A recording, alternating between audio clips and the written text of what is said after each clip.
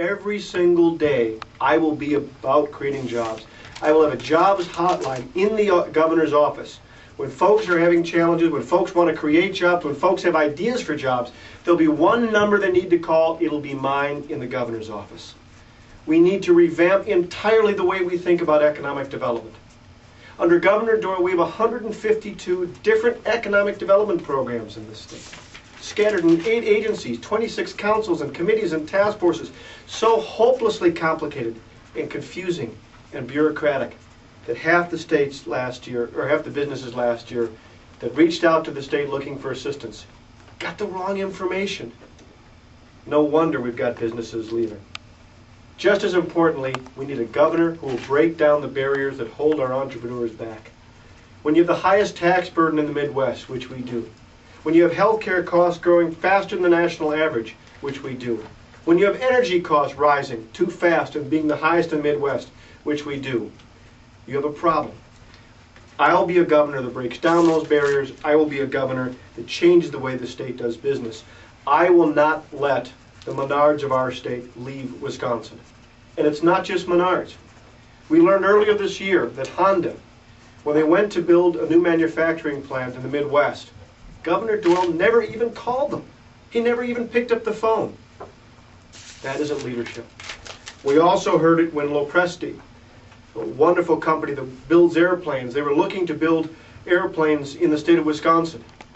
Once again, after an initial meeting, no follow-up from the state, those planes will not be built in Wisconsin.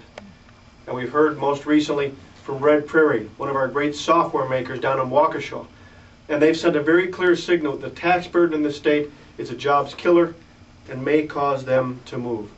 Folks, we cannot lose these jobs. We cannot lose these career opportunities. We need a governor who will put out a real clear sign that Wisconsin is open for business, and I promise you, that's what I'm going to do. Well, as Mark Green, the congressman, said, you know, Harry Truman had a plaque in his office. The buck stops here.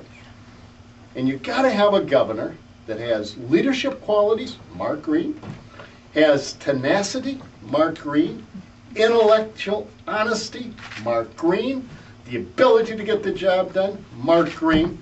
And that's why I'm a Republican. You're going to say, well, you're up here because he's a Republican. Well, he's a new type of Republican. Now, he is going to make Wisconsin, Eau Claire, the Chippewa Valley, exciting again. When I was governor, I had people working together all over the state. And I wanted to build a corridor between Minneapolis, St. Paul to Madison and create businesses up and down the interstate. That kind of feeling was lost under the last 4 years. And I can assure you that Mark Green is going to bring it back. He's going to bring it back with enthusiasm and excitement. And that's why I'm here. I love this area. It's it's a suburb of Elroy. And I want the best. I want the best for the state. And I can assure you that Mark Green is the best for the state. And that's why I want everybody listening out there that you're writing for feels that they have a stake in this election and that they gotta get out and vote. And if they really want Wisconsin to move forward, if they want young people like these wonderful young people, if they have a job in Eau Claire and build Eau Claire, elect Mark Green. If they want new jobs for seniors and people that are going to stay in Eau Claire area, vote for Mark Green. I'm absolutely enthusiastic, excited about his candidacy, and I want the best for Wisconsin. And I can tell you and assure you, Mark Green is the best for Wisconsin. Thank you.